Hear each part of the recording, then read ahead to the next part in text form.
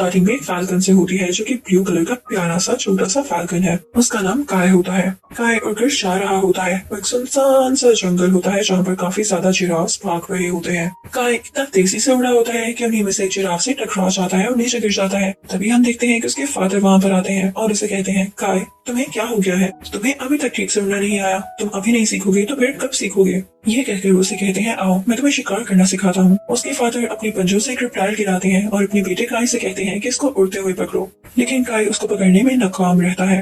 अब वो दोनों ऊंचाई पर एक पत्थर पर बैठ के बातें करने लगते हैं। काय अपने फादर से कहता है, डैड हम यहाँ पर क्यों रहते हैं और आप हमेशा मुझे यही सिखाते रहते हैं कि शिकार करो, खाओ, उड़ो, इसके अलावा कोई बात ही नहीं होती।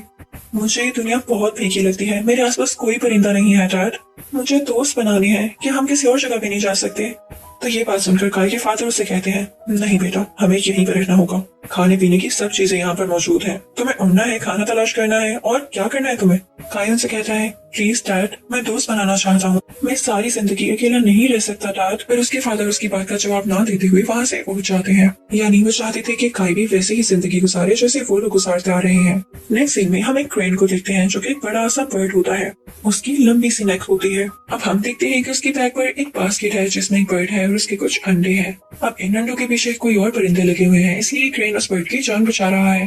पर अचानक से ये काय के ही घोंसले के साथ टकरा जाता है और उल्टा लटक जाता है क्योंकि उसमें फंस चुका था। इसकी वजह से उसकी बास्केट से एक अंडा नीचे गिर जाता है। अब काय फौरन से उड़ता हुआ उस अंडे को पकड़ कर लाता है और उस बास्केट में दोबारा रख देता है। वो परिंदा उसे थैंकफुल नजरों से देखता है। अब काय उनसे पूछने लगता है, आप लोग कहाँ जा रहे हैं? तो वो क्रेन बर्ड उसे बताता है कि हम सैम्बिसिया जा रहे हैं। काय उनसे पूछता है, सैम्बिसिया वो कहाँ पर है? क्रेन उसे कहने लगता है, सैम्बिसिया का नाम नहीं सुना? बर्ड कहती है, तुम जानते भी हो कि पूरे अफ्रीका में सैम्बिसिया सबसे ज्यादा सेफेस्ट प्लेस है। वहाँ पर परिंदों की जान को कोई खतरा नहीं है। अब यहाँ पर रहने वाला दौर पुराना हो चुका है। जगह बदलते रहना चाहिए, अपनी सेफ्टी है इसमें। पर इससे पहले कि वो लोग निकलते, काय उनसे कहता है कि आप लोग मेरे नेस्ट के पास आराम कर सकते हैं। आप कल सुबह निकल जाना। अब इसके लिए वो दोनों परिंदे मान जाते हैं। अब उधर हम काय के फादर को देखते हैं जो अपने हाथ में एक ब्लू पर्ल लिए बैठे हैं। वो इनफैक्ट उनकी वाइफ और काय की मदर का होता है और इससे हमें पता चलता है कि काय का कलर भी अपनी मदर पर गया है। अब काय के फादर उस पर से बातें करने लगते हैं।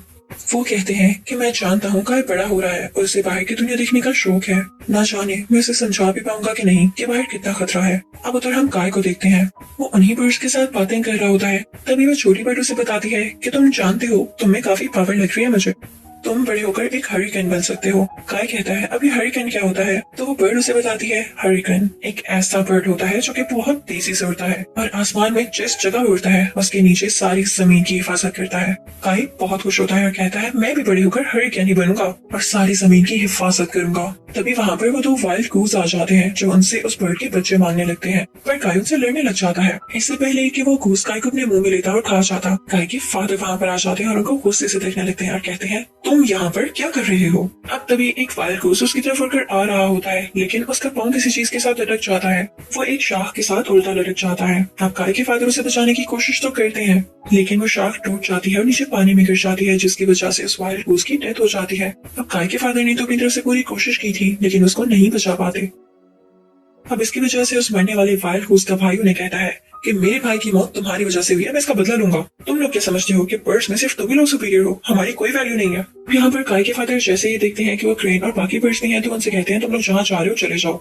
वो काय को जाने से मना कर देते हैं। अब जब वो बर्ड्स वहाँ से चले जाते हैं तो काय अपने फादर से पूछता है, आप हमेशा ऐसे क्यों रहते हैं? आपने मुझे बाकी दुनिया के बारे में कभी क्यों नहीं कुछ बताया? और दैट वाज सैम्बिसिया, वो लोग उस शहर की बात कर रहे थे, वो कहाँ है, वो कैसा है? उसके फादर उसे कहते हैं, मैंने तुम्हें सब कुछ इसलिए नहीं बताया क्योंकि मैं तुम्हारी सेफ्टी चाहता हूँ। काय पूछता है, डैड लेकिन कैसी सेफ्टी? अगर मुझे बाकी चीजों का नहीं पता होगा, मैं यहाँ पर रहूंगा तो मुझे कॉन्फिडेंस या करेज कैसे आएगा? काय के फादर उसे कहते हैं, बस बेटे तुम्हें यहाँ ही रहना है। लेकिन काय कहता है, नहीं अब वो नहीं रहा, मुझे सैम्बिसिया जाना होगा, अपनी जिंदगी जीनी होगी, आप अपना ख्याल रखिएगा। ये कहकर वो वहाँ से उड़ जाता है और उन्हीं क्रेन्स के झुंड के साथ सैम्बिसिया की तरफ निकल पड़ता है। अब जब रात होती है तो काय के फादर काफी परेशान होते हैं। वो अपने बेटे को देखने के लिए निकल पड़ते हैं, पर तभी रास्ते में उन्हें कुछ आवाजें आती हैं जो उन्हीं वाइल्ड गूस की होती हैं। वो वाइल्ड बर्ड्स किसी लिजर्ड से बात कर रहे होते हैं जो कि साइज में काफी बड़ी होती है।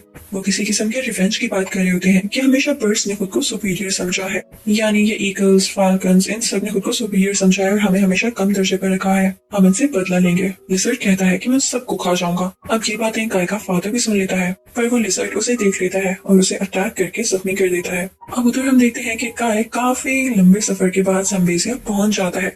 वो ज़म्बेजिया पहाड़ पर बनी हुई एक छोटी सी वैली थी, पर वो आसपास भी काफी ज्यादा फैली हुई थी जहाँ पर तरह तरह के बर्ड्स रहते थे। गाय की ये सब रंगीन नजारा देखकर काफी खुशी हो रही होती है और वो रिसेप्शन पर अपना नाम लिखवाने जाता है और वो कहता है अब मैं यहाँ पर आपके साथ हमेशा रहूंगा। जिसके बाद उसे ज़म्बेजिया का टूर करवाया जाता है। अब यहाँ ज़म्बेजिया का एक लीडर होता है जो कि खुद एक फैल्कन था और उसकी एक बेटी भी थी। अब उसके पास जब वो लेटर लेकर आया जाता है जिस पर गाय का पेड़ लगा होता है और ये रजिस्ट्रेशन होती है क्या वो भी ज़म्बेजिया का सिटीजन है, तो वो लीडर उसे काफी गौर से देखने लगता है। तभी वहाँ पर वही क्रेन आता है जो गाय को मिला था और वो उसको आकर बताता है कि मैंने गाय के फादर को देखा है। तो वो लीडर उसे कहता है मैं जानता हूँ, वो उधर ही रहता है और पता नहीं यहाँ पर आता भी है कि नहीं। यानी इनकी बातों से हमें ये लग रहा होता है कि गाय की फैमिली भी पहले यहीं पर रहती थी और शायद कोई मिसहैप हो गया। अब यहाँ पर हम लीडर के बाजू को भी देखते हैं जो कि एक तरफ से नहीं होता, यानी उसका एक पर नहीं होता और वो आज तक कभी नहीं उड़ पाया। जब से उसने अपना पर खोया है वो यहीं पर रहता है। उसके बाद अगली सुबह गाय को ज़म्बेजिया का काफी अच्छा टूर दिया जाता है। वो बर्ड जो उसे टूर दे रहा था उसे सारी की सारी डिटेल्स बताता है।